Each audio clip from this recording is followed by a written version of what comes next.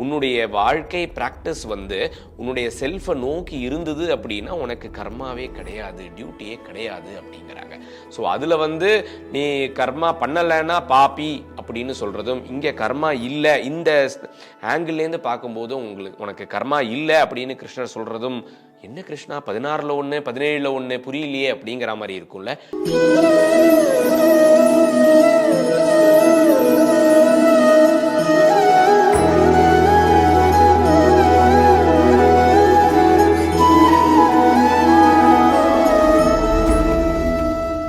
Hi, வணக்கம். வாழ்க்கை ரொம்ப அழகானதாக அமையற்றும். We are looking at Bhagavad Gita chapter 3 Karma Yoga verse 17.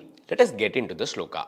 Yastvat maratireva syat atma triptascha manavaha atmanyeva cha santushtaha tasya karyam na vidyate. Meaning படிக்கலாம். It says that, but for those who rejoice in the self, who are illuminated and fully satisfied with the self, for them there is no duty. அதாவது நம்மளுடைய energy எல்லாமே நம்ம செல்ஃபை நோக்கி இருந்தது, நம்ம வந்து we are rejoicing, experiencing, enjoying our own self அப்படின்னா, self அப்படின்னா for us there is no duty அப்படின்னு. போன ஸ்லோகா சாப்டர் 16ல் என்ன பார்த்தோம் அப்படின்னா, இந்த இயற்கை இயங்கிறதுக்கு எல்லா ஜீவராசிகளுக்கும் அவங்களுக்கு உண்டான கர்த்தவியம், கடமைகள் இருக்கு. அந்த சைக்கிள் ஆப்ரேட் ஆனாதான் இயற்கை இயங்குது. அந்த மாதிரி மனுஷா உனக்கும் ஒரு கர்த்தவியம் இருக்கு, ஒரு கடமை இருக்கு. நீ எப்படி வியாபார உலகம் இயங்கிறதுக்கு உன்னுடைய வேலை மூலமா கான்ட்ரிபியூட் பண்றியோ, அதே மாதிரி இந்த இயற்கை நேச்சர் இயங்கிறதுக்கும் ஒரு சில கர்த்தவியம் இருக்கு. அதை நீ பண்ணியே ஆகணும். அதை பண்ணாம if you are completely living a life of sensual desires, gratification, அந்த வாழ்க்கைக்கு யூஸே இல்லை அப்படின்னு சொன்னாங்க.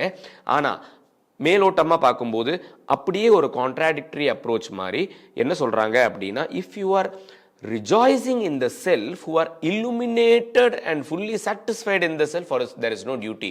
உன்னுடைய வாழ்க்கை ப்ராக்டிஸ் வந்து உன்னுடைய செல்ஃபை நோக்கி இருந்தது அப்படின்னா உனக்கு கர்மாவே கிடையாது, டியூட்டியே கிடையாது அப்படிங்கிறாங்க. ஸோ அதில் வந்து நீ கர்மா பண்ணலைன்னா பாப்பி அப்படின்னு சொல்கிறதும், இங்கே கர்மா இல்லை இந்த ஆங்கிள்லேருந்து பார்க்கும்போதும் உனக்கு கர்மா இல்லை அப்படின்னு கிருஷ்ணர் சொல்கிறதும், என்ன கிருஷ்ணா 16ல் 1 17ல் 1 புரியலையே அப்படிங்கிற மாதிரி இருக்கும்ல.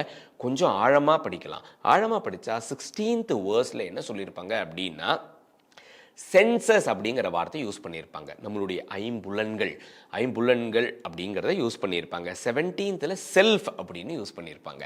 சென்ஸுக்கும் செல்ஃபுக்கும் என்ன வித்தியாசம், அதை தான் நம்ம பார்க்க போகிறோம். இப்போ ஜென்ரலாக ஒரு குழந்தை பிறந்து வளர்ந்து ஒரு வாலிபன் காளை, முரட்டு காளையோ இல்லை அழகான பெண்ணோ இந்த உலகத்தை பார்க்கக்கூடிய அந்த இயல்பு இருக்கும் இல்லையா, பார்த்தோம் அப்படின்னா லேயர் ஆஃப் பாடி நம்ம பிறக்கிறதுலேருந்து எல்லாருக்குமே தைத்திரியோபநிஷத்தில் சொல்கிற பஞ்ச கோஷங்கள் இருக்கும்.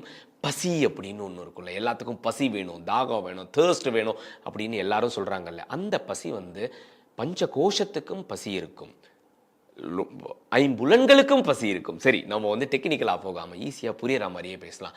அழகான காட்சிகளை பார்க்கணுன்னு கண்ணுக்கு பசி இருக்குல்ல, சூப்பரான இளையராஜா பாட்டு கேட்கணும், ஏஆர் ரஹ்மான் சார் பாட்டு கேட்கணும்னு காதுக்கு ஒரு பசி இருக்குல்ல, நல்ல வார்த்தைகள் பேசணும் அப்படின்னு வாய்க்கு ஒரு பசி இருக்குல்ல, நமக்குன்னு நல்ல உறவுகள் வேணும், உணர்வுகள் வேணும், காதல், அன்பு, நட்பு வேணும் அப்படின்னு நம்ம மனசுக்கு ஒரு பசி இருக்குது. அதே மாதிரி நம்ம நிறைய சம்பாதிக்கணும், இது பண்ணணும் அப்படின்னு நம்மளுடைய ஞானம், விஞ்ஞானம், அறிவு, இதை படிக்கணும் அதை படிக்கணும் அப்படின்னு பசி இருக்குது இல்லையா. ஸோ இந்த எல்லா பசியும் எப்படி தனித்தனியான பசியா அப்படின்னு பார்த்தோம்னா, இது எதுவுமே தனித்தனியான பசி இல்லை. இதோடைய ஆணிவேர் வந்து நம்ம மனுஷனாக பிறந்தப்பவே நமக்குள்ளே இருக்கிற ஜீவாத்மா, அதாவது நம்மளுடைய ஈகோவை ஆப்ரேட் பண்ணிட்டு இருக்கிற ஜீவாத்மா, அந்த ஜீவாத்மாவுக்கு இருக்கிற பயங்கர பசி. அந்த ஜீவாத்மாவுக்கு இருக்கிற பசி என்ன அப்படின்னா, நான் பரமாத்மாவோட ஒன்று சேரணும் அப்படிங்கிறது, நான் பரபிரம்மத்தோட ஒன்று சேரணும், கடவுளும் நானும் ஒன்று அப்படிங்கிறத நான் உணரணும் அப்படிங்கக்கூடிய அந்த பசி தான் ஜீவாத்மாவுக்கு.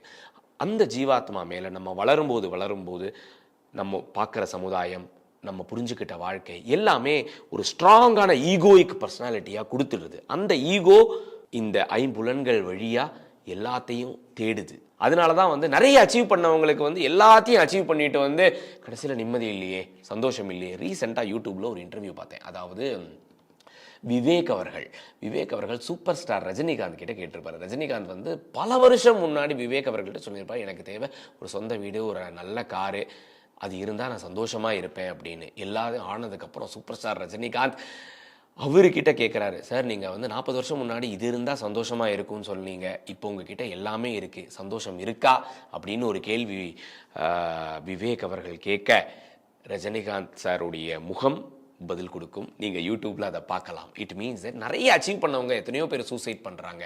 ஏன்?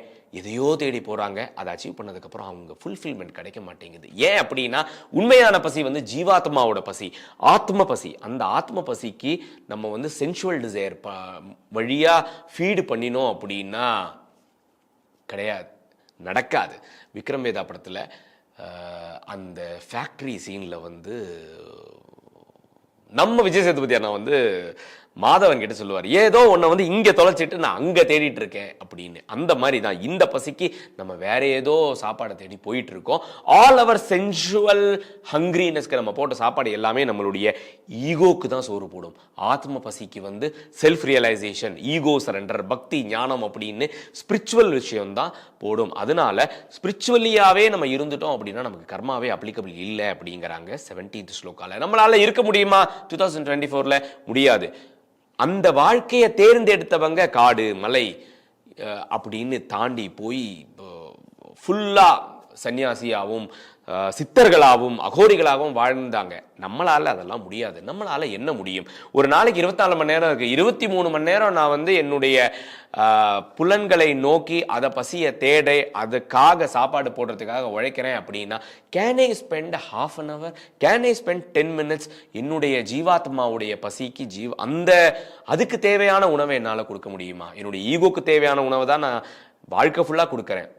10 நிமிஷம் கடவுள் முன்னாடி உட்கார்ந்து, இல்லை ஏதோ நம்மளுடைய ஃபெய்த் என்னவோ அதை நோக்கி ஜீவாத்மாவோட பசிக்கு டைரக்டான உணவை கொடுக்க முடியுமா அப்படிங்கிறது தான் இந்த 17 ஸ்லோகா ஒரு கேள்வியாக நம்ம முன்னாடி வைக்குது.